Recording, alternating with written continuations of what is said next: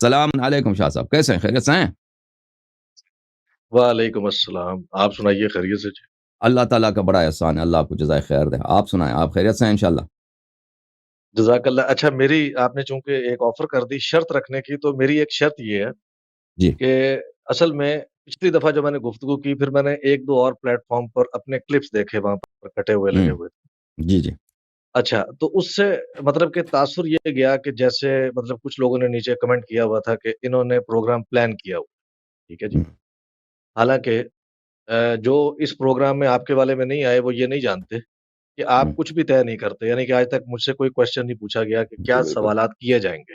جیسے میں نے بالکل پچھلی دفعہ بھی کہا تھا کہ مرزا صاحب سے حاضری کی شرط یہ ہوتی ہے کہ آپ پہلے کوشچنس اپنے ڈسکلوز کرتے ہیں کہ پوچھیں گے کیا۔ صحیح۔ اب شرط میری یہ ہے کہ جب تک مرزا صاحب ہمیں یہ سروس مہیا نہیں کرتے جو آپ نے کی ہوئی ہے کہ لائیو آ کر ہم کچھ بھی اچانک بھی پوچھ سکتے ہیں، تو تب تک آپ کو مطلب کہ میرے یہ جو ہے نا سوالات اصل میں یہ بنتے ہیں کسی زیادہ تر سوالات کسی اہل سنت عالم سے، لیکن وہ ایسی سہولت ہمیں میسر ہی نہیں کرتا نا کہ ہم، ہم اس سے کر سکیں، ٹھیک ہے۔ صحیح۔ تو پھر میرے پاس ایک آپ کا پلیٹ فارم ہے، کیونکہ میرا مقصد ہے کہ جو میرے لوگ ہیں نا اہل سنت، ان تک صحیح بات قرآن اور حدیث کے مطابق پہنچ جائے۔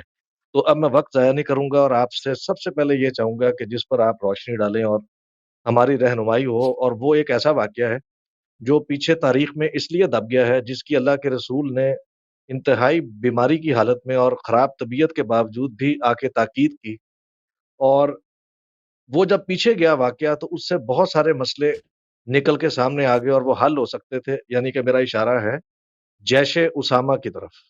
جی تو میں یہ چاہوں گا کہ یہ ایک ایسا واقعہ تھا جس کو بہت زیادہ پڑھانا چاہیے تھا، پروموٹ کرنا چاہیے تھا، اور بچوں کو اس کا کانسیپٹ سمجھانا چاہیے تھا کہ جیش اسامہ اگر چلا جاتا اپنے وقت پر، تو خلافت کا یہ مسئلہ جو شیعہ اور سنی میں فساد کی وجہ بنا ہے، یہ ہم، شاید ہوتا ہی نہ۔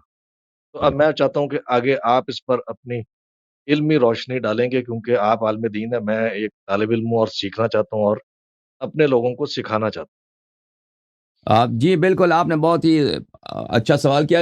اچھا، آپ میں مقدمتاً ایک بہت ہی اختصار کے ساتھ عرض کروں کہ بہت سارے لوگ ہمارے ویڈیوز کے کلپس بناتے ہیں، وہ اپنے چینل میں اس کے تمبنیلز لگاتے ہیں، بعض لوگ غلط تمبنیلز لگاتے ہیں، غلط ٹائٹلز لگاتے ہیں، ان کی ذمہ داری ہے۔ ہمیں اگر پتہ چلے تو ہم ان کو بتاتے ہیں۔ اگر کسی بھی ہمارے یہاں پہ کوئی مہمان یہاں پہ آتا ہے، تو اگر وہ ہمیں بتا دے کہ میرے پروگرام کا کلپ بنا ہے کسی اور نے، یا ہمارے ہی چینل میں اس کا جو ٹائٹل ہے ان کو پسند نہیں ہے، تو ہمیں بتا دیں تو ہم اس کو تصحیح کرانے کی کوشش کریں گے، کیونکہ جو دوسرے یوٹیوبر ہیں، کیونکہ وہ ہمارے کلپ لیتے ہیں، تو وہ ہم ان کو بتا سکتے ہیں کہ بھائی اس کا چینج کریں، وہ اکثر سنتے بھی ہیں، چینج کرتے بھی ہیں۔ اور یہاں پر کہ یہاں پہ مہمان آتے ہیں، وہ کون سی بات کرتے ہیں، یہ ہمیں پتہ نہیں ہوتا پہلے سے کہ وہ کون سا موضوع چھیڑیں گے، یہ آپ کو بالکل بخود بالکل بھی ایسے ہی۔ معلوم ہے۔ اور اکثر آ کے وہ اسی لیے آتے ہیں یہاں پر، وہ کہ ہمیں پکڑ لیں سڈنلی، یعنی بغیر، یعنی ایسا سوال کریں جو ہمارے ذہن میں نہ ہو، اور بہت دفعہ کامیاب بھی ہو جاتے ہیں۔ ایسے سوال کرتے ہیں جو ہمارے ذہن میں وہ نکل چکا ہوتا ہے، تو ہمیں سوچنا پڑتا ہے اس کا جواب کیا دے دیں، اور کبھی اس تفصیل سے جواب نہیں دے سکتے، جیسے ایک آدمی مطالعہ بھی فریش اس سے مطالعہ کیا، اس موضوع پہ تیاری کیا ہے، وہ ایک آدمی ہے اس نے 6 مہینے پہلے پڑھا، تو اس میں بڑا فرق ہوتا ہے۔ بہرحال آپ نے جیش اسامہ کے متعلق پوچھا، تو میرے محترم ناظرین، اسی یوٹیوب چینل میں میرا ایک سیریز ہے جیش اسامہ کے موضوع پر، اس میں آپ دیکھیں، وہاں پہ آپ کو بہت سارا کافی سارا مواد ملے گا تفصیل کے ساتھ۔ تو پہلی بات یہ ہے کہ رسول اللہ صلی اللہ علیہ وآلہ وسلم کوئی بھی کام وہ بغیر حکمت کے نہیں کرتے تھے، بلکہ بغیر وحی الہی کے نہیں کرتے تھے، اللہ کے حکم سے کرتے تھے۔ اور سب مسلمانوں کا اجماع اتفاق ہے کہ رسول پاک صلی اللہ علیہ وآلہ وسلم کو اللہ تعالیٰ نے سب سے کامل ترین عقل سے نوازا تھا، ان کے عقل میں کوئی نقصان نہیں تھا۔ رسول پاک صلی اللہ علیہ وسلم نہایت ہی حکیم، نہایت ہی عاقل اور نہایت ہی مدبر لیڈر تھے۔ رسول اللہ صلی اللہ علیہ وآلہ وسلم اپنے آخری ایام میں ایک لشکر کا اہتمام کرتے ہیں، اس لشکر کا لیڈر وہاں پہ، پہلی بات ہے کہ لشکر میں سارے صحابہ کو داخل کر دیتے ہیں، صحابہ جتنے ہیں، جتنے مشہور معروف صحابہ انصار سے، قریش سے، ان سب کو اس لشکر میں شامل کرتے ہیں۔ دوسری بات یہاں پہ یاد رکھیے کہ اس کا ٹائم فریم کب ہے، یہ ٹائم فریم ہے رسول پاک صلی اللہ علیہ وآلہ وسلم کے وفات سے بہت ہی کم عرصے پہلے، اور رسول پاک صلی اللہ علیہ وآلہ وسلم خود جب بھی خبر دے چکے ہیں کہ میری وفات ہونے والی ہے، تو ہم لوگوں کو تو پتہ نہیں ہوتا کہ ہم کب مریں گے، لیکن اللہ کو پتہ ہوتا ہے۔ کہ ہم کب مریں گے. وہ اگر اللہ اپنے حبیب صلی اللہ علیہ وسلم کو خبر دے دے کہ آپ کی موت عنقریب ہونے والی ہے تو اس میں شک کرنے والا کافر ہی ہوگا. مسلمان تو اس میں شک نہیں کر سکتا. تو رسول پاک صلی اللہ علیہ وسلم نے یہ خبر بھی دیا. اگلی بات یہ ہے کہ میرے محترم ناظرین، رسول پاک صلی اللہ علیہ وسلم کے جو غزوات ہوتے تھے اور جو سرایا ہوتے تھے، ان کا طریقہ کار یہ ہوتا تھا کہ بعض میں خود بنفس نفیس حضرت رسالت پناہ صلی اللہ علیہ وآلہ وسلم شریک ہوتے تھے، بعض میں وہ خود نہیں جاتے تھے، لشکر کو بھیجتے تھے. تو جن جنگوں میں وہ خود شریک ہوئے ان کو غزوہ کہتے ہیں، جن جنگوں میں وہ خود نہیں گئے ان کو سریہ کہتے ہیں. تو یہ اسامہ کا جو لشکر ہے جس کو انہوں نے شام کی طرف بھیجا ہے، کہ مقصد یہ ہے کہ جتنے جنگ ہوئے ہیں اس کے پیچھے ایک بیک گراؤنڈ ہے. بلا وجہ پیغمبر صلی اللہ علیہ وآلہ وسلم نے کسی سے لڑائی نہیں کیا. جتنے جنگ ہوئے ہیں تو وہاں پہ یہ ہوا کہ یا تو جانب مقابل نے یعنی کفار نے وہاں پہ تہیہ کر رکھا ہے کہ مسلمانوں پہ حملہ کریں، یا یہ ہے کہ وہاں پہ کسی مسلمان قافلے کے ساتھ یا مسلمان قبیلے کے ساتھ یا کچھ لوگ تبلیغ کے لیے گئے تھے، ان پہ زیادتی ہوئی ہے اس لیے یہاں پہ جنگ ہوئی ہے. یا مثلا کوئی وہاں پہ بت پرست لوگ تھے، ان کو دعوت دینے کے لیے بلا وجہ کبھی پیغمبر صلی اللہ علیہ وآلہ وسلم نے کسی لشکر کو کہیں نہیں بھیجا. کتب مغازی میں جب آپ دیکھتے ہیں تو ہر غزوہ کے پیچھے، ہر غزوہ سے پہلے یا ہر جنگ سے پہلے، ہر سریہ سے پہلے اس کے وجوہات ہوتے ہیں کہ یہ کیوں پیش آیا یہ جنگ. اب رسول پاک صلی اللہ علیہ وآلہ وسلم اپنے آخری ایام میں سب صحابہ، سینئر صحابہ کو جمع کرتے ہیں، لشکر بناتے ہیں اور اس کو کہاں ڈسپیچ کرتے ہیں، بھیجتے ہیں کس مشن پہ؟ شام تک. اور یہ بہت ہی مشکل کام ہے. آپ کسی دن 1 گھنٹے پیدل چلیں نا، آپ کو پتہ چلے گا 1 گھنٹہ پیدل چلیں. اب 2 گھنٹے پیدل چلیں، 3 گھنٹے پیدل چلیں، 4 گھنٹے پیدل چلیں، 5 گھنٹے، وہ تو آپ کو پتہ چلے گا کتنی تکلیف کی بات ہوتی ہے. یہ آسان کام نہیں ہے. اب یہاں اس گرمی کے حالت میں، صحرا میں، وہ مدینے کو دیکھ لیں اور شام کی بارڈر کو دیکھیں، موتا تک، وہاں تک، تبوک تک، موتا تک جانا. غزوہ تبوک جو رسول پاک صلی اللہ علیہ وآلہ وسلم اس میں خود بھی شریک ہوئے تھے، اسی لیے یوم العسرہ اس کو کہا گیا، سختی کا دن، کیونکہ وہ فاصلہ اتنا دور ہے، پانی کی کمی ہے، سخت صحرا میں، حجاز میں وہاں پہ سردیوں میں بھی وہ شدید گرمی ہوتی ہے. صحرا میں وہاں پہ دن کے وقت، چاہے سردی کا موسم، جنوری کا بھی موسم ہونا، وہاں پہ بھی گرمی ہوتی ہے. جو لوگ مکہ مدینہ گئے وہ جانتے ہیں کہ وہاں پہ ایئر کنڈیشن وغیرہ چلانا پڑتا ہے سردیوں میں بھی. تو اس حالت میں جانا وہاں پہ بہت تکلیف کی بات ہے. اب ان صحابہ کو جمع کیا، وہ ان کو بھیج رہے ہیں کہاں پہ؟ موتا کی طرف. وجہ کیا؟ وجہ کچھ بھی نہیں ہے. بات یہ ہے، میں دعوت دیتا ہوں اپنے بھائیوں سے، کہ برادران مسلمین سے، علماء سے، کہ وہ ہمیں بتا دیں کہ اس غزوے کا سبب کیا تھا، اس سریے کا سبب کیا تھا. اسامہ ابن زید ابن حارثہ کہ انہوں نے لشکر بھیجا بلا وجہ. اگر وہاں پہ کوئی کسی کے ساتھ زیادتی ہوئی ہے وہ بتا دیں. وہاں پہ مثلا کوئی مسلمان قبیلہ رہتا ہے، اس پہ کفار نے حملہ کیا، وہاں پہ کوئی جڑپ ہوئے، یا وہاں پہ شام والوں نے، شام کے امپائر نے وہاں پہ ایسے لشکر جمع کیا ہے کہ وہ مسلمانوں پہ حملہ کریں، جیسے غزوہ تبوک تھا. غزوہ تبوک اس پیغمبر صلی اللہ علیہ وسلم بلا وجہ ادھر ایسے ہی نہیں گئے تھے، سب مسلمانوں کو لے کر اس لیے گئے تھے کہ وہاں پہ رپورٹ آئی تھی کہ شام والوں نے بہت بڑا لشکر بنایا کہ وہ مسلمانوں پہ حملہ کرنا چاہتے ہیں. تو رسول پاک صلی اللہ علیہ وسلم وہاں پہ گئے تھے، لیکن شام والے جا چکے تھے، لڑائی نہیں ہوئی. غزوہ سریہ اسامہ ابن زید میں یہاں پہ کسی قسم کی وہاں سے تھریٹ نہیں تھا. تو یہ وجہ کیا ہے کہ رسول پاک صلی اللہ علیہ وسلم اس بہت ہی سینسیٹیو ٹائم میں، بہت ہی کریٹیکل ٹائم میں، بہت ہی نازک اور حساس مرحلے میں، کہ خود دنیا سے جانے والے ہیں، سینئر صحابہ کو، کہ جو بھی صحابہ خلیفہ بننا چاہتا ہے یا بن سکتا ہے، اس کے متعلق کسی کو وہم ہو سکتا ہے کہ خلیفہ بن جائے، ان کو ایک لشکر میں شامل کرتے ہیں اور ان کو ڈسپیچ کرتے ہیں ایک ایسے دور سفر پر کہ وہ 2-3 مہینے تک واپس نہیں آئیں گے. اس میں یقیناً 2-3 مہینے لگیں گے ان کو، کم از کم 2 مہینے، 2 مہینے 3 مہینے لگیں گے آنے جانے میں. اور پھر رسول پاک صلی اللہ علیہ وسلم کی حکمت دیکھیں کہ وہاں پر اس لشکر کا کمان کس کے ہاتھ میں دیا ہے؟ ایک 15 سالہ لڑکے کے ہاتھ میں. سبحان اللہ، اتنے سینئر صحابہ ہیں، وہاں پہ ایک 15 سالہ لڑکا. وہ لڑکا بھی کیسا لڑکا ہے؟ وہ ام ایمن کا صاحبزادہ ہے. ام ایمن جو تھی حبشی تھی، ام ایمن کالی تھی، اور ان کا گرچہ ان کا اسامہ کے والد صاحب زید وہ کالا نہیں تھا، وہ عرب تھا، لیکن اسامہ اپنی ماں کی وجہ سے وہ بالکل کالا. اس کے اگر وہ میرا سیریز دیکھیں تو آپ دیکھیں گے، میں آپ کو وہاں پہ میں نے بہت سارے، اسامہ شکل کے لحاظ سے اس سے فرق نہیں پڑتا، یعنی انسان کی جو شکل ہے اس کا انسان بد شکل ہو سکتا ہے، لیکن اگر کردار اچھا ہو تو اچھی بات ہے. لیکن وہ شکل سے بالکل کالا تھا، ناک اس کی بالکل چپٹی تھی، بالکل جیسے رات ہوتا ہے. اس تواریخ میں یہ الفاظ ہیں کہ وہ رات کی سیاہی کی طرح سیاہ تھا، اور وہ بھی 15 یا 16 17 سال کا نوجوان لڑکا ہے.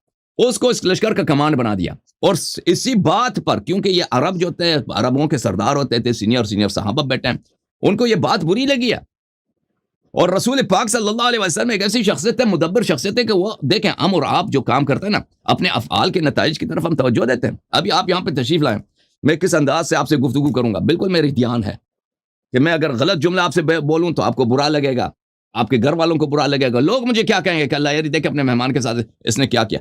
رسول اللہ صلی اللہ علیہ وسلم بالکل اپنے افعال کے معانی کو جانتے ہیں، کہ جب وہ ایک ایسا نوجوان جس کا اسلام میں کوئی سابقہ ہے نہیں، کوئی نہ، اب اس کے بعد بھی، اس واقعے سے پہلے بھی، اس واقعے کے بعد بھی، اسامہ کی کوئی بہادری نہیں ہے اسلام میں. ایک بہادری ہے اس کی، اس نے بے گناہ ایک لشکر میں اس نے ایک بے گناہ آدمی کو قتل کیا تھا.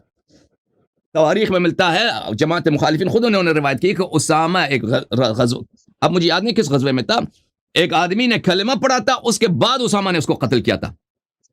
رسول پاک صلی اللہ علیہ وسلم اس پہ بڑے غصے ہوئے تھے کہ اسامہ تم نے ایسا کیوں کیا.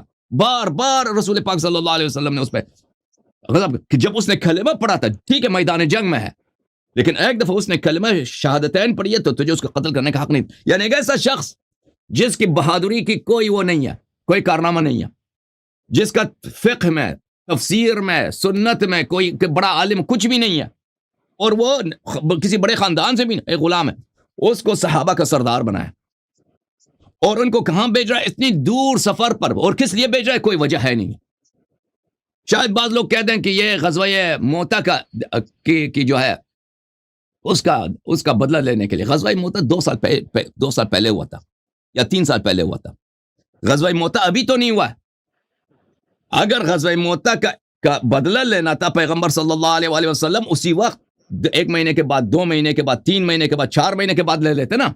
اور خود پیغمبر نے بھی کبھی نہیں بولا کہ میں اس لیے بھیج رہا ہوں کہ یہ غزوہ موتا کا، اس میں جو زید ابن حارثہ شہید ہو گئے تھے، عبداللہ ابن رواحہ شہید ہو گئے تھے، حضرت جعفر الطیار رضوان اللہ تعالی علیہم، یہ بڑے بڑے لوگ شہید ہو گئے تھے، اس کا بدلہ. یہ کوئی حدیث، کوئی روایت نہیں ہے، اور نہ کسی صحابی کا قول ہے کہ یہ موتا کا. یہ بعد میں، کیونکہ ان لوگوں کے پاس کوئی دلیل نہیں ملا کہ یہ کیوں آخر پیغمبر نے ایسا کیا ہے، اور جو اصل دلیل ہے وہ نہیں کہنا چاہتے کہ پیغمبر صلی اللہ علیہ وسلم اصل دلیل کیا ہے کہ اسامہ کے لشکر کو بھیج رہے ہیں. کوئی دلیل نہیں ملا، کہہ رہا کہ وہ اس کا بدلہ لینا ہے. اس بدلہ لینا ابھی وقت، ابھی ٹائم ہے آپ کو. جب آپ کو پتہ ہے کہ ابھی آپ کی وفات ہونے والی ہے تو ابھی اس کا بدلہ لے. 2 سال پہلے کیوں نہیں لیا؟ اسی وقت لے لیتے. اور آپ ان کو، اسامہ گیا بھی ہے وہاں پہ، اس کو کوئی، اسامہ کا جب لشکر گیا نا وہاں پہ اس کو کوئی نہیں ملا ہے. ایسے صحرا میں گھوم کے واپس آئے وہ لوگ، شام کے بارڈر تک گئے. اچھا، میں ابو بکر کی خلافت میں. جی سر. جی ایک چھوٹا سا کویسچن کہ اس میں اتنے بڑے صحابہ کرام شامل تھے، یعنی کہ حضرت ابو بکر، حضرت عمر، یہ سب شامل تھے اس سریہ کے اندر؟ جی بالکل بالکل، ابھی میں بتا رہا ہوں. تو عرض یہ ہے میرے محترم ناظرین کہ رسول پاک صلی اللہ علیہ وآلہ وسلم نے ابو بکر، عمر، عثمان، ان کو آخر تک، ابو بکر جو ہے نا اسامہ کو امیر کہہ کے پکارتا تھا، امیر کہہ کے پکارتا تھا آخر تک. تو ان سب کو شامل کیا تھا. وہ ابھی اس کے بات کریں گے انشاءاللہ تبارک و تعالی. بات یہاں پر ہے میرے محترم ناظرین، تو وجہ کیا کہ پیغمبر نے ان کو بھیجا. واضح بات ہے، میں نے عرض کیا کہ پیغمبر ایک مدبر لیڈر ہیں. وہ چاہتے ہیں کہ جیسے یہ اہل بیت علیہ السلام کے احادیث میں ہیں، یہ میری باتیں نہیں ہیں، کہ اہل بیت علیہ السلام نے فرمایا ہے کہ رسول پاک صلی اللہ علیہ وسلم چاہتے تھے کہ ان کے بھائی کا جو خلافت ہے، حضرت امیر المؤمنین علیہ السلام کی خلافت، ان کی بیعت بغیر کسی چیلنجر کے، کہ وہاں پہ کوئی ایسا حزب اختلاف مدینے میں موجود نہ ہو کہ جو بھی شخص مخالفت کر سکتا ہے، اپنے لیے کہ خلافت کا ادعا کر سکتا ہے، ان کے وفات کے بعد وہ ان کا وجود ہی نہ ہو، وہ مدینے سے باہر ہوں، دور ہوں.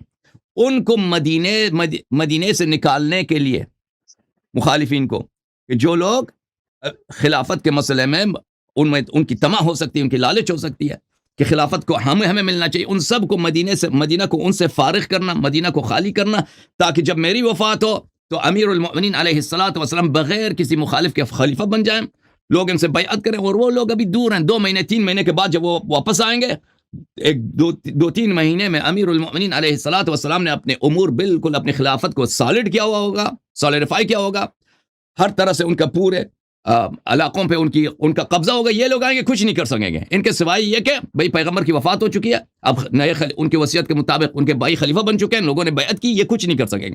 یہ رسول پاک صلی اللہ علیہ وآلہ وسلم کا اصل مقصد تھا. دوسرا مقصد یہ تھا رسول پاک صلی اللہ علیہ وآلہ وسلم کا کہ ان لوگوں کو دیکھیں, جب آپ ایک بڑے آدمی کو چھوٹے آدمی کا نوکر بناتے ہیں نا, بڑے آدمی کی بے عزتی ہے, بڑے آدمی کی بے عزتی ہے. اگر ابھی میں آپ ہیں بزرگ عمر ہے آپ کی, اگر کوئی شخص کہہ دے آپ کا 15 سالہ لڑکا ہے, اس کی بات مان لو, تم اس کی نوکری کرو, اس کی خدمت کرو, تو یہ آپ کے لیے بے عزتی ہے. رسول پاک صلی اللہ علیہ وسلم جتنے صحابہ تھے میرے عزیزوں, کہ وہ کیا کرنا وہ جن کے دماغ میں خلافت کی ہوا تھی, خلافت کی لالچ تھی, ان سب کو اسامہ کا سپاہی بنا کر, اسامہ ایک 15 16 17 لڑکا ہے جس کی کوئی نہ بہادری ہے, کچھ بھی نہیں ہے, نہ کوئی بڑے خاندان سے, نہ عالم ہے, کچھ بھی نہیں ہے. اسامہ کا غلام بنا کر, اسامہ کا نوکر بنا کر, اسامہ کے سپاہی بنا کر, اسامہ کو ان پر امیر بنا کر رسول اللہ صلی اللہ علیہ وآلہ وسلم نے ابد تک, قیامت تک کے جتنے مسلمان آئیں گے ان کو پتہ چلے گا کہ یہ خلافت کے اہل نہیں ہیں. اگر یہ اہل ہوتے تو اس لشکر کا ان کا لیڈر بنا لیتا, اس لشکر کا ان کو لیڈر بنا لیا ہوتا پیغمبر صلی اللہ علیہ وآلہ وسلم نے. بھئی اگر کیوں بھئی ہمارے جو فرقہ ہیں, ہم شیعہ حضرات, ہمارے بہت سارے دلائل, ایک دلائل میں سے یہی دلیل ہے کہ رسول پاک صلی اللہ علیہ وسلم نے کبھی بھی ابو بکر عمر کو کوئی عہدہ نہیں دیا اپنی حیات میں, کوئی بھی عہدہ نہیں دیا, کبھی بھی کوئی عہدہ نہیں دیا. آخر میں آخری جو عہدہ دیا تھا ان کا کیا تھا, یہی تھا کہ ابو بکر عمر کیا بنے, اسامہ کے سپاہی بنے, اسامہ کی خدمت کریں. اچھا جی, یہاں پر کیا ابو بکر اور عمر یہ اس لشکر میں شامل تھے. میں آپ کی خدمت میں عرض کروں کہ اس کے بہت سارے دلائل ہیں. ابھی اگر میرے سیریز میں چلے جائیں تو اس میں آپ کو ملے گا.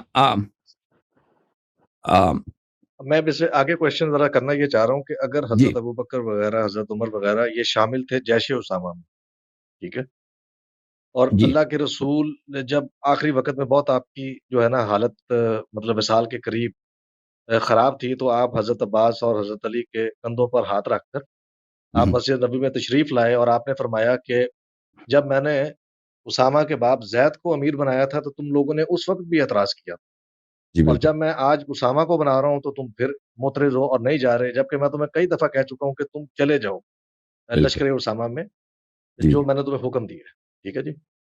اچھا, اب اس سے مسئلہ یہ ہے کہ پھر تو ان کو چلے جانا چاہیے تھا. اور حضرت عائشہ سے جو مروی ہے روایت بخاری کے اندر کہ اللہ کے رسول نے مجھے بلا کر کہا کہ ابو بکر سے کہو کہ نماز پڑھائے. ٹھیک ہے.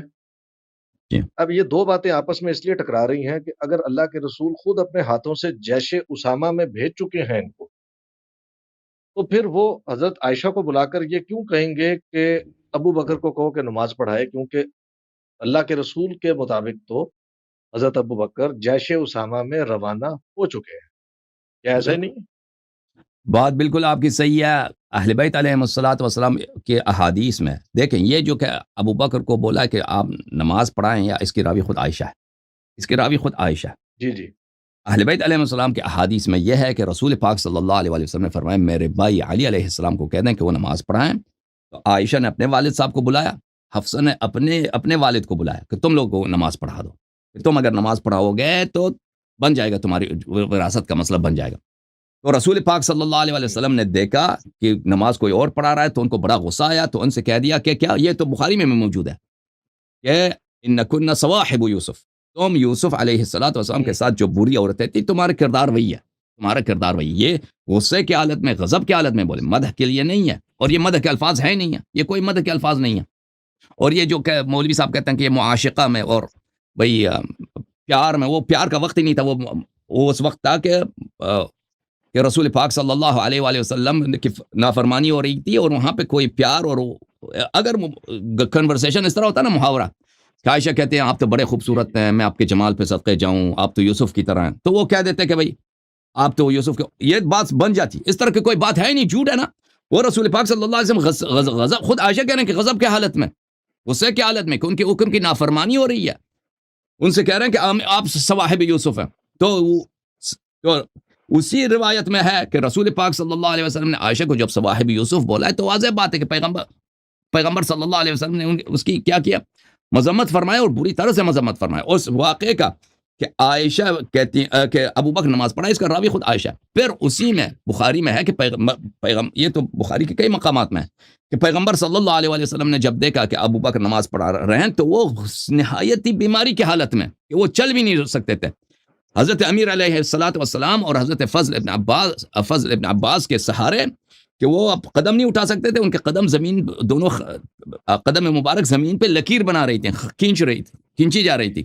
اسی حالت میں گئے، انہوں نے ابو بکر کو ہٹایا اور خود نماز پڑھایا، خود نماز۔ آپ کو پتہ ہے کہ کسی کو شخص کو اگر یہ نماز جماعت ان کے امر سے تھا تو اس کو ہٹانے، اس کو عزل کرنے کا کیا ضرورت تھی؟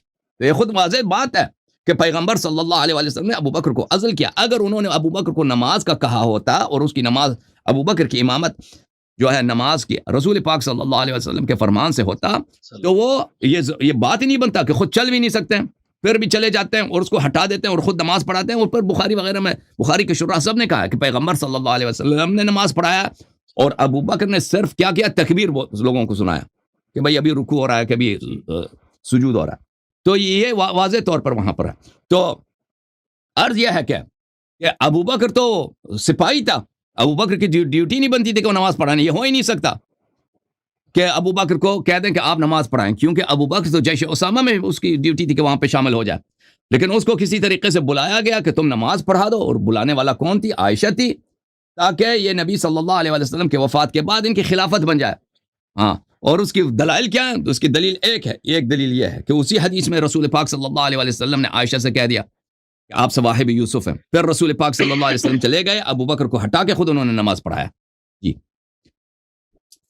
اچھا، اب میں اس کو لنک کرنا چاہ رہا تھا۔ ایک تو میں چاہتا تھا کہ ذرا سننے والے جو خاص طور پہ ینگ لوگ ہیں، پرانے لوگوں کی تو ہدایت کا رستہ خدا نے خاصا بند کیا ہوا ہے، لیکن جو یوتھ ہے اس کو تو کم از کم سمجھ آئے۔ اب میں اس کویشچن کو لنک کرتا ہوں جو سید علی الحسن نقوی صاحب نے ابھی آپ سے کویشچن کیا تھا کہ مرزا صاحب اور یہ سب یہ کہتے ہیں، یہ آپ سے پچھلی یہ گفتگو بھی لاسٹ میرا خیال ہے ان سے جو ہوئی ہے، انہوں نے کہا کہ حضرت علی اتنے جرئی، طاقتور اور اتنے دلیر انسان، ٹھیک ہے جی، تو جب اللہ کے رسول بتا گئے اور ان کو نامزد کر گئے اور مولا بھی مقرر کر گئے، اور پھر جو ورڈنگ ہے وہ اس حدیث کی جو کہ اہل سنت اہل تشیع دونوں میں پائی جاتی ہے، وہ اتنی اوپن ورڈنگ ہے، یعنی کہ سورہ نجم میں اللہ کہتا ہے کہ وما ینطق عن الہویٰ، اللہ کے رسول اپنی مرضی سے کچھ نہیں بولتے، ان ہوا الا وحی یوحیٰ، سوائے اس کے جو ہم ان کو وحی کر دیں، اور اللہ کے رسول نے کہہ دیا کہ جس جس کا میں مولا اس کا علی مولا۔ اب اللہ کے رسول تو مولا کائنات ہے، مطلب پوری کائنات کے ہیں، اور ہم اصل میں کائنات سمجھتے ہیں اس دنیا کو، تو کائنات میں تو جبرائیل بھی ہے، اور خدا کو چھوڑ کر پوری کائنات کے مولا اگر محمد رسول اللہ ہیں تو اللہ نے نامزد کر دیا مولا علی کو۔ اور وہ ان کا سوال یہ تھا کہ جب اس سطح پر ان کی نامزدگی ہو گئی تو پھر انہوں نے تلوار کیوں نہ اٹھائی؟ ان کی تلوار کو زنگ لگ گئی تھی، وہ جنگ کرنا بھول گئے تھے؟ یہ ہمارے اہل سنت جتنے بھی ہیں یہ کویشچن اٹھاتے ہیں، اور اس کے بعد آگے جو بچے ہوتے ہیں ان کو بے بس کر دیتے ہیں، کیونکہ ان کو سمجھ نہیں آتی کہ مولا علی جیسا ایک ایسا انسان، یعنی کہ کوئی بھی آج تک ان پر میدان جنگ میں سبقت نہیں لے جا سکتا، عمر بن عبدالود اور مرہب اور اس کے دونوں بھائیوں سمیت۔ تو کیا وجہ بنی کہ ان کو تلوار کے زور پر پھر یہ خلافت کھینچ لینی چاہیے تھی؟ تو مطلب اس میں آپ نے وہ بڑی لمبی گفتگو تھی آپ کی اس پر، اگر آپ ایک ایسا کوئی ون لائنر بتائیں، کیونکہ شارٹ آج کل زمانہ چاہ رہا ہے، لوگ بہت لمبی ویڈیو نہیں دیکھتے، کہ ایک ایسا پوائنٹ جس کی دلیل کوئی ایسی مضبوط ہو، صرف ایک کسی پوائنٹ کی، کہ جس سے یہ ثابت بچوں کو کیا جا سکے کہ مولا علی کے تلوار نہ اٹھانے کا جو فعل تھا وہ مماثلت رکھتا ہے کسی نبی کی جو ہے سنت سے۔ دیکھیں اس کے بہت سارے انبیاء علیہ الصلوۃ والسلام کی سنن ہے۔ حضرت لوط علیہ الصلوۃ والسلام کا واقعہ آپ قرآن مجید میں نے اسی سوال کے جواب میں بار بار پڑھا ہے۔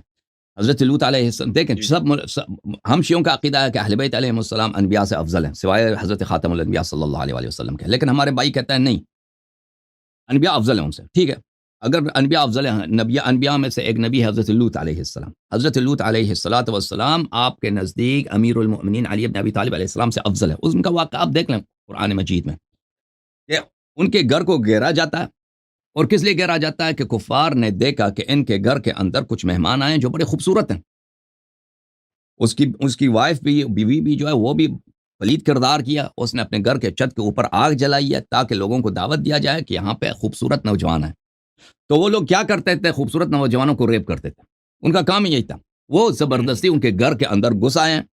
حضرت لوط علیہ السلام نے ان سے خطاب میں یہی فرمایا کہ تم میرے قوم میں بیٹیاں ہیں، میرے قوم میں بیٹیاں ہیں، ان سے تم نکاح کر لو. تمہاری شہوت نے بہت تمہیں تنگ کیا ہے، تم شادی کر لو، تمہاری شادی ہو جاتی ہے اس سے.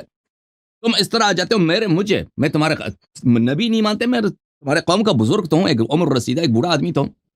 میرے قوم کے میرے مہمانوں کے سامنے تم مجھے اس طرح بے عزت کرنے لگے ہو کہ میرے گھر کے اندر گھس کے تم مجھے کہتے ہیں کہ ہٹ جاؤ، اور ہم تمہارے مہمانوں کے ساتھ بدفعلی انجام. اس طرح دنیا بغیرتی، اس طرح دنیا میں تو کوئی مثال ہی نہیں ملتا بھائی.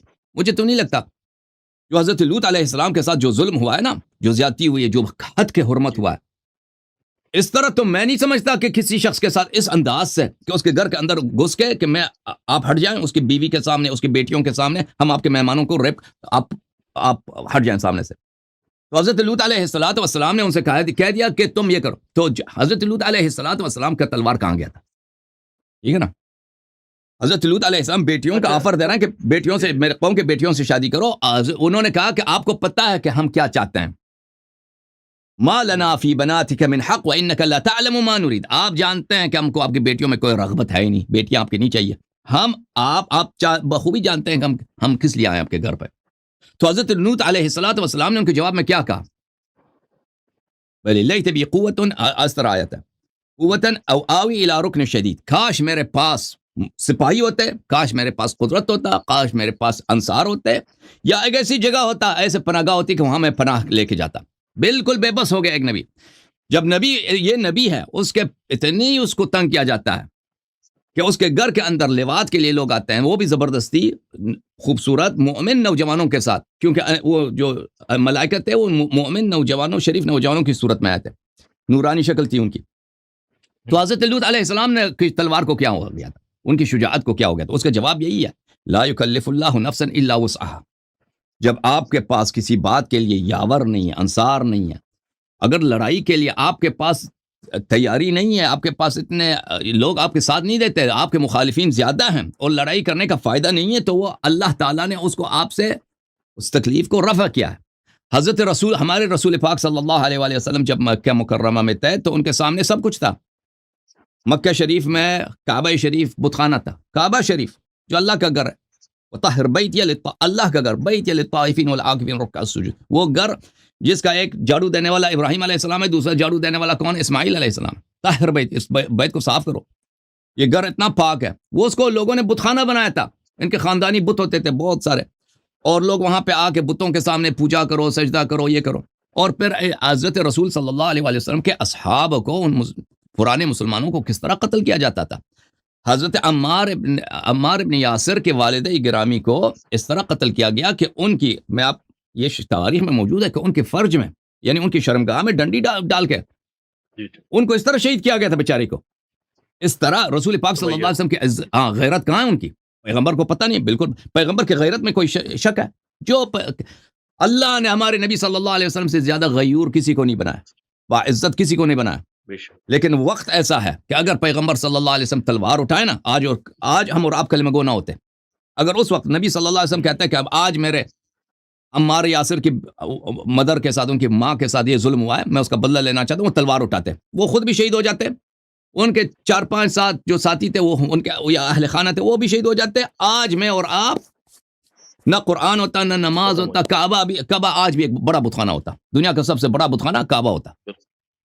تو نبی کریم صلی اللہ علیہ وآلہ وسلم نے اللہ کے حکم سے صبر کیا. اگر یاور انصار سپاہی نہیں ہے کام کے لیے، آپ کے پاس طاقت نہیں ہے، اگر آپ وہ قدم اٹھاتے ہیں اس کا ضرر زیادہ ہے تو وہ حرام ہے. ابھی آپ حج کے لیے جائیں بھائی، اگر حج پہ جانا آپ کے لیے مضر ہے، آپ حج پہ جانے سے آپ کی اتنی بیماری، آپ مر جائیں گے، آپ پہ حج جانا حرام ہے، آپ نہ جائیں، آپ نہیں جا سکتے حج. تو اسی طرح رسول پاک صلی اللہ علیہ وسلم نے نہیں کیا. امیر المؤمنین علیہ السلام اگر اس وقت تلوار اٹھاتے، اگر اس وقت لڑائی کرتے، تو آپ کی خدمت میں عرض یہ ہے کہ کیا ہوتا اس وقت؟ وہ خود شہید ہو جاتے، ان کے بیٹے شہید ہو جاتے، ان کا یعنی اسلام ختم ہو جاتا. کیونکہ اسلام، ہم دیکھیں مذہب حق میں اسلام منحصر ہے امیر المؤمنین اہل بیت علیہم الصلاۃ والسلام کے مکتب میں، ان کے مذہب میں. اگر یہ اس کا خاتمہ جو ہو جائے تو اسلام کا خاتمہ ہو جاتا ہے، پھر اسلام ہی نہ بچتا، پھر کچھ بھی نہ بچتا، اور کوئی پتہ نہیں ہے کہ کتنے لوگ دوبارہ مرتد ہو جاتے ہیں، اپنے بتوں کو وغیرہ کا پوجا شروع کرتے ہیں. اور اس وقت اس زمانے میں ایران کا ایک بہت بڑا طاقت تھا، اور اسی طرح شام ایک بہت بڑا طاقت تھا کہ وہ سپر پاور تھے، اور وہ اسی بات پہ تلے ہوئے تھے کہ کسی طرح اس نئے دین کو، جو نئے دین کی جانب سے جو چیلنج آ رہا ہے، یہ جو نیا امپائر بننے والا ہے اسلام کا، اس کو کسی طرح اس کا صفایا کیا جائے. تو اس حالت میں اگر یہاں پہ خانہ جنگی شروع بھی ہوتی نا، تو پھر ایران والے اگر آ جاتے، فارس والے اگر آ جاتے، وہ تو نہیں کہتے کہ یہ شیعہ یا وہ تو سب کا وہ تلوار سے وہ سب کا سر قلم کرتے. میں آپ کی خدمت میں ایک چیز دکھانا چاہتا ہوں، یہ ایک بس ایک حوالہ، ایک دو حوالے دکھاؤں. یہ کتاب الطبقات الکبریٰ لابن سعد جلد نمبر 2 ہے. یہاں پہ ملاحظہ فرمائیے، سریۃ اسامہ ابن زید ابن حارثہ، اسامہ ابن زید کا جو لشکر ہے جو شام کی طرف ہے. اچھا، یہاں پہ ملاحظہ فرمائیے، فلم يبق احد من وجوه المهاجرين والانصار الا انتدب في تلك الغزوه فيهم ابو بکر وعمر بن الخطاب. مہاجرین اور انصار کے جتنے بڑے لوگ تھے، وجوہ المہاجر، وجوہ بولتے ہیں جو اکابر ہوتے ہیں، جو صاحب اثر رسوخ لوگ ہوتے ہیں، جتنے بڑے لوگ تھے مہاجرین انصار، ان سب کو حکم دیا گیا کہ لشکر اسامہ میں شامل ہو جاؤ. ان میں کون شامل تھا؟ ان میں ابو بکر بھی ہیں، عمر بھی ہیں. یہ نص الفاظ ہیں. اس کے علاوہ ملاحظہ فرمائیے پھر صفحہ نمبر 249 میں، حدثنا عبد الوهاب بن عطاء العجلی عن اخبرنا العمری النافع عن ابن عمر. ابن عمر صاحب فرماتے ہیں ان النبی صلی اللہ علیہ وآلہ وسلم بعث سریۃ، نبی صلی اللہ علیہ وسلم نے ایک لشکر بھیجا، فیہم ابو بکر و عمر واستعمل علیہم زید ابن اسامہ ابن زید. اس میں ابو بکر عمر شامل تھے، اور اس کا سردار کون تھا اس لشکر کا؟ اسامہ ابن زید. اس کے علاوہ بھی بہت سارے ہمارے پاس موجود ہیں ریفرنسز کہ ابو بکر عمر کا تو کسی میں اس میں خلاف ہی نہیں ہے کہ عمر شامل تھا لشکر اسامہ میں. ابو بکر کے متعلق کہ ابو بکر بھی اس لشکر میں ایک سپاہی کے حیثیت سے، اس کا سردار، اس کا جنرل 15 سالہ ایک لڑکا ہے. اور یہ رسول پاک صلی اللہ علیہ وآلہ وسلم اپنے حکم کو جانتے ہیں کہ انہوں نے، دیکھیں عزیز، یہ بہت بڑی بے عزتی کی ہے پیغمبر صلی اللہ علیہ وآلہ وسلم نے اپنے آخری ایام میں بڑے بڑے صحابہ کی. اور یہ کس لیے کیا ہے؟ یہ کس لیے کیا ہے عزیزوں؟ اس کی واضح دلیل یہی ہے کہ رسول پاک صلی اللہ علیہ وسلم چاہتے تھے کہ اپنی امت کو آخر تک بتائیں کہ دیکھو ان کی، اگر یہ ایک لشکر کی قیادت کی اہلیت نہیں رکھتے تو یہ کیسے امت کی خلافت کی قیادت رکھتے ہیں؟ میرے نزدیک تو یہ پوری امت کے پتہ ہونا چاہیے کہ یہ رسول پاک صلی اللہ علیہ وسلم کا یہ فعل شریف، یہ عمل کہ انہوں نے اسامہ کو ابو بکر، عمر اور جتنے سینئر صحابہ تھے ان کا سردار بنایا ہے، اس کا ایک واضح، اس کی ایک واضح حکمت عملی ہے. ہم اور آپ کے لیے ایک پیغام ہے. جی سر بولیں ہم. اچھا سر، اس طرح ہے نا کہ دیکھیں، جیسے اب آپ نے حضرت لوط کا ایک واقعہ بتایا، وہ تو تھا، چلیں وہ آگے لواطت کے لیے، ایک بڑے برے فعل کے لیے، ایک ایسے کام کے لیے کہ مطلب جو برا سمجھا جاتا ہے. لیکن یہ آج تک کوئی بھی عالم دین کبھی حضرت ہارون کے اوپر اعتراض نہیں کرتا کہ جب بالکل. موسیٰ علیہ السلام، سورہ اعراف میں ہے غالباً، کوئی 140 پلس آیتوں کے بعد میرا خیال آتا ہے کہیں کہ، یا 43 میں آتا ہے کہیں پر، اس سے آن ورڈ 43 سے 48 تک کے بیچ میں ہے کہ جب وہ تشریف لے گئے 30 روز کے لیے اور ان کو 40 روز ہو گئے اور پیچھے سامری نے بچڑا بنا دیا، یعنی کہ ہارون علیہ السلام کے سامنے جو کہ پیغمبر ہیں، ان کے سامنے شرک شروع ہو گیا. ٹھیک ہے، جی بالکل. اور انہوں نے تلوار نہیں اٹھائی ان مشرکوں کے خلاف کہ یہ تم نے نبی اللہ کا دین کیسے بدل دیا، جبکہ ہارون علیہ السلام کی نبوت جو تھی وہ بوسیلہ اور ریکویسٹ پر تھی حضرت موسیٰ علیہ السلام کے، جیسے سورہ طٰہٰ میں آتا ہے. ٹھیک ہے جی. تو انہوں نے کہا یہ کام مشکل ہے تو میرا ذرا شریک مددگار کریں، اور میرے گھر کے اندر سے نا، میرے اہل بیت میں سے ایک مددگار میرا کریں، میرا بھائی. اور جب شریک کیا تو پھر ان کو نبی بھی بنا دیا گیا. بیسیکلی تو اللہ نے چنا تھا موسیٰ علیہ السلام کو، اور موسیٰ علیہ السلام نے جب سختی بیان کی کہ یہ کام بڑا مشکل ہے تو میرا مددگار بنائیں، تو ہارون بنے. ہارون نے پیچھے تلوار نہیں اٹھائی، اور آج تک کسی نے ہارون علیہ السلام پر اعتراض نہیں کیا کہ شرک شروع ہو گیا. تو ہارون علیہ السلام پر تو حجت تھی کہ اب تلوار اٹھاتے اور شرک کا کلا کماتے. بالکل. لیکن علی کو یہ نبیوں سے اوپر تو نہیں مانتے، لیکن مواخذہ یہ ان کا نبیوں سے اوپر کرنا چاہتے، انبیاء علیہ بالکل السلام. بالکل آپ صحیح فرما رہے ہیں میرے عزیز میرے بھائی. قرآن مجید میں حضرت موسیٰ علیہ السلام اور حضرت ہارون علیہ السلام کے متعلق یہ تو کئی مقامات پر ہے ان کی کہانی. کہ اور اہل بیت علیہم السلام، خود امیر المؤمنین علیہ السلام نے بھی انہی واقعات سے استشہاد کیا. ان سے جب پوچھا گیا تھا کہ آپ نے تلوار کیوں نہیں اٹھایا، تو انہوں نے بہت سارے انبیاء علیہ السلام کے واقعات سنا دیے. ایک میں سے یہی ہے حضرت لوط علیہ السلام کا، اور پھر حضرت ہارون علیہ السلام کا، کہ حضرت ہارون علیہ السلام حضرت موسیٰ علیہ السلام 30 دن کے لیے گئے تھے بھائی. اس میں 10 دن کا اضافہ ہوا، 40 دن ہو گئے. ہاں 10 دن بڑھ گئے، 40 دن.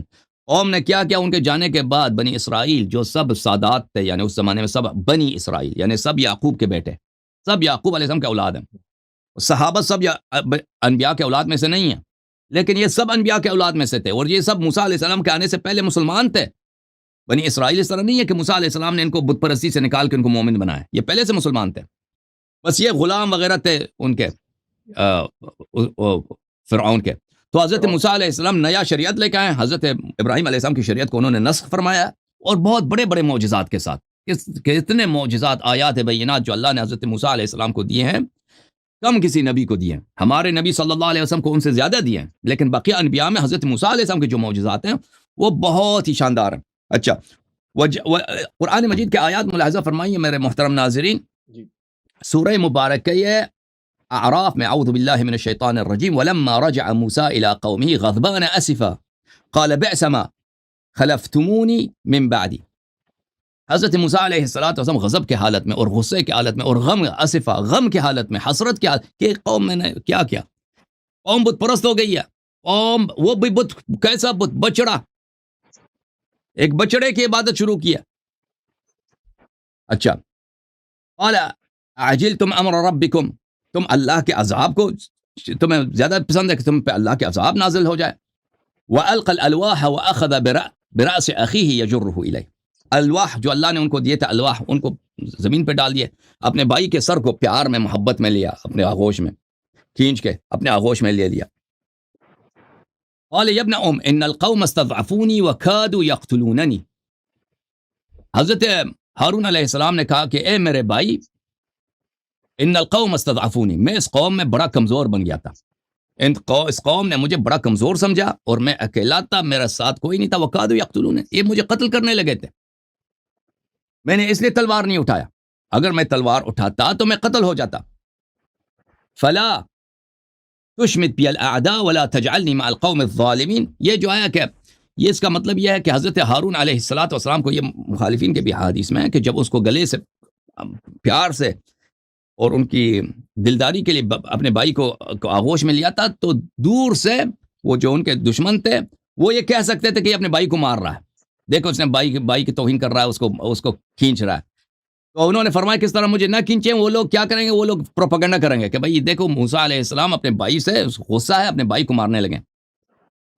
اچھا، قال رب اغفر لي ولأخي وأدخلنا في رحمتك وأنت أرحم الراحمين. إن الذين اتخذوا العجل سينالهم غضب من ربهم وذلة في الحياة الدنيا وكذلك نجزي المفترين. جن لوگوں نے بچڑے کو، لوہے کا سونے چاندی کا بچڑا تھا، انہوں نے ان کو اپنا خدا بنایا، ان اللہ کی جانب سے ان پہ غضب آئے گا اور وہ دنیا میں، حیات دنیا میں ذلیل ہوں گے. وَكَذَلِكَ نَجْزِي الْمُفْتَرِينَ، ہم اسی طرح جھوٹوں کو عذاب دیں گے. میرے محترم ناظرین، کہنے کا مقصد یہ ہے کہ حضرت ہارون علیہ السلام نے تلوار نہیں اٹھایا. اگر آج کوئی مسلمان کہہ دینا کہ ہارون کمزور تھے، ہارون کو مثلا وہ سامری کے یا ہارون سامری کے خدائی سے، جو سامری کا جو بچڑا ہے اس کی خدائی پہ راضی ہو گئے تھے، یہ سب کفر ہے. کوئی نہیں کہہ سکتا. ہارون علیہ السلام کے کردار پہ آپ ذرہ بھی انگلی اٹھائے نا، آپ دین سے مرتد خارج ہو جائیں گے. آپ نہیں کہہ سکیں گے کہ ہارون، تو پھر تو اس کے جو سامری کی جو ادعا ہے وہ صحیح ہے، یا بچڑا کی خدائی صحیح ہے، یا حضرت ہارون علیہ السلام اگر یہ صحیح نہیں ہے تو حضرت ہارون کی تلوار کو کیا زنگ لگا تھا، اس کی بہادری کو کیا ہوا تھا. یہ جو بھی آپ سوال کریں گے حضرت ہارون علیہ السلام پہ، یہ آپ جو بھی اس طرح کا سوال کرے گا، اس سوال کرتے ہی وہ کافر ہو جائے گا، وہ دین سے خارج ہو جائے گا. کیوں؟ کیونکہ وہ ہارون علیہ السلام معصوم ہے، ان کا عرفیل صحیح ہے. گرچہ انہوں نے کیا کیا ہے، ایک بچڑے کی عبادت، اب ان کی قوم ایک بچڑے کی عبادت کر رہے ہیں، ان کے خلاف انہوں نے تلوار نہیں اٹھایا. ٹھیک ہے نا. اسی طرح امیر المؤمنین علیہ السلام کیوں، اور حضرت ہارون علیہ السلام نے خود بتایا کہ میں نے کیوں تلوار نہیں اٹھایا. بتایا کہ میرے پاس ساتھی نہیں تھے. استضعفونی وکادوا یقتلونی، میں کمزور تھا میرے ساتھی نہیں تھے اور یہ لوگ مجھے کمزور سمجھ رہے تھے اور مجھے قتل کرنے لگے تھے.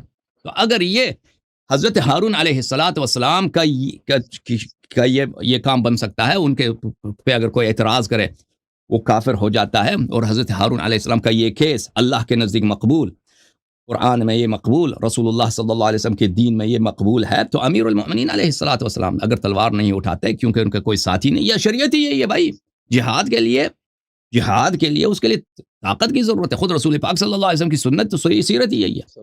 اور پھر وہ میں نے آپ کو بار بار وہ مسلم کا حدیث دکھا دیا نا, کہ اگر خلیفہ کافر بھی ہے, آپ کو مار بھی رہا ہے, اور شیطان بھی ہے, وہ اس کے خلاف تلوار اٹھانا حرام ہے بلکہ اس کی طاعت واجب ہے, تو پھر تو کون اعتراض کر سکتا ہے کہ امیر المومنین علیہ السلام نے کیوں تلوار نہیں اٹھایا؟ مزید کوئی سوال ہے شاہ صاحب؟ جی, اس کا مطلب پھر یہ ہوا کہ اگر میں آج کو اس کو سم اپ کروں تو اس کا مطلب یہ ہے ٹوٹل کہ جو اللہ کے رسول نے غزوہ تبوک پہ کہا تھا کہ علی میری اور آپ کی نسبت موسیٰ اور ہارون والی ہے, تو یعنی کہ یہ اللہ کے رسول کا جو علم غیب تھا اس میں یہ موجود تھا کہ حضرت علی کو بھی ہارون علیہ السلام کی طرح ہی ریئیکٹ کرنا ہے, اور علی علیہ السلام کا تلوار نہ اٹھانا اس بات کو ثابت نہیں کرتا کہ وہ اس پر راضی تھے, بلکہ وہ فعل ہارون علیہ السلام کی طرف. یہ اس کا بالکل مطلب ہے شارٹ. بالکل صحیح فرمانا, بالکل صحیح فرمانا. انت منی بمنزلت ہارون من موسیٰ, اس کے کئی معانی ہیں, ان میں سے جو شباہتیں ہیں موسیٰ اور ہارون اور پیغمبر صلی اللہ علیہ وسلم اور ان کے بھائی علی علیہ السلام کے درمیان جو شباہتیں ہیں, جو نسبت ہے, ان میں سے ایک یہی ہے کہ موسیٰ علیہ السلام کے جانے کے فوراً بعد قوم کیا بنی؟ بچڑا پرست, بت پرست, بچڑا پرست, دین سے مرتد, سنت سے خارج, دین سے خارج. ٹھیک ہے نا؟ اسی لیے پھر اللہ کے رسول کو ان کے پتہ چلا کہ حوض کوثر پر جو اصحاب لائے جائیں گے تو یہ انہوں نے دین بدل لیا. بالکل بالکل بالکل. حضرت موسیٰ علیہ السلام, بالکل صحیح فرمایا. اس کی تو وجہ یہی نا کہ پیغمبر صلی اللہ علیہ وسلم نے خود فرمایا کہ میرے صحابہ, بخاری میں موجود ہے کہ صحابہ جو ہیں وہ بت پرست نہیں ہو جائیں گے, مشرک نہیں ہو جائیں گے, لیکن یہ لوگ دین میں بدعت ڈالیں گے, دین میں بدعت کی وجہ سے جہنم میں جائیں گے. یہ تو میں نے آپ کو بار بار دکھا دیا کہ رسول پاک صلی اللہ علیہ وسلم بخاری میں وہ واضح طور پہ فرماتے ہیں کہ مجھے اس بات کا ڈر نہیں ہے کہ تم لوگ میرے بعد مشرک ہو جاؤ گے, لیکن تم دنیا پرست ہو جاؤ گے. اور فرمایا کہ حوض کوثر پہ میرے صحابہ لائے جائیں گے اور ان کو میرے سے دور جہنم کی طرف لے جائیں گے. میں کہوں گا یہ میرے صحابہ ہیں, تو آواز آئے گی کہ آپ کو پتہ نہیں کہ انہوں نے, یہ نہیں کہ انہوں نے اپنا دین چینج کیا ہے, یہ بت پرست بن گئے, کرسچن وغیرہ, نہیں, یہ انہوں نے دین میں کیا بدعتیں داخل کی ہیں, یعنی شریعت کو ان لوگوں نے چینج کیا, دین کو ان لوگوں نے چینج کیا. ٹھیک ہے نا؟ تو یہ ایک حدیث دو حدیث تو نہیں ہے, بخاری مسلم میں شاید یہ اگر انسان گنتی کرے شاید 40-50 حدیث ہوئی ہیں, یہ بہت زیادہ. بالکل صحیح ہو گیا, بہت شکریہ آپ کے وقت. اللہ آپ کو جزائے خیر دے شاہ صاحب, اللہ آپ کو عزت دے. ساری بڑی گفتگو سے تھینک یو سر, بہت مہربانی, بہت مہربانی. سلام پہنچا دیجیے ہمارے دوست کو, علی بھائی کو. جی انشاءاللہ. ان سے کہہ دینا, ان کا ساتھی ہے انجینئر صاحب کا, وہ انجینئر کو پکڑ کے لے کے آئے نا کسی دن, کوئی سیشن بنا دے. میں کہہ رہا ہوں کہ انجینئر صاحب بھی کوئی ایسا پروگرام شروع کریں نا جن میں ہم ان سے اچانک کچھ سوال کر سکیں, کیونکہ مجھے ان کی علمیت پہ شک نہیں ہے, پتہ نہیں وہ کیوں نہیں چاہتے ہیں کہ وہ بھی اس طرح کا ایک لائیو سیشن کریں, اور تاکہ زیادہ سے زیادہ لوگوں تک یہ بات پہنچے کہ اصل مسئلہ تھا کیا. اس کی وجہ یہ ہے کہ شیعہ آئیں گے, جب شیعہ آئیں گے سوال کریں گے نا تو پھر وہ پھنس جائیں گے. وہ آپ لوگ جو مخالفین ہیں نا ان کو جواب تو دیں گے. ہاں, جو شیعہ آئیں گے, آپ جیسے لوگ سوال کریں گے یا شیعہ لوگ سوال کریں گے نا, اسی لیے میں نہیں سمجھتا کہ مخالفین کا کوئی ایسا پروگرام ہے کہ وہ عام لوگوں کو کے سوالات کے جواب دیتے ہیں, بالخصوص عقائد پر. حلال و حرام پہ تو دیں گے, لائیو سیشن رکھیں گے, ہاں, کہ وہ نماز وضو وغیرہ, لیکن اس پہ عقائد پہ نہیں رکھیں گے, خصوصاً مسئلہ خلافت, امامت, ان مسائل پہ. بہت مہربانی آغا صاحب, تھینک یو سر, اللہ آپ کو عزت دے. شاہ صاحب اللہ آپ کو زندگی دے, سلامتی. Thank you.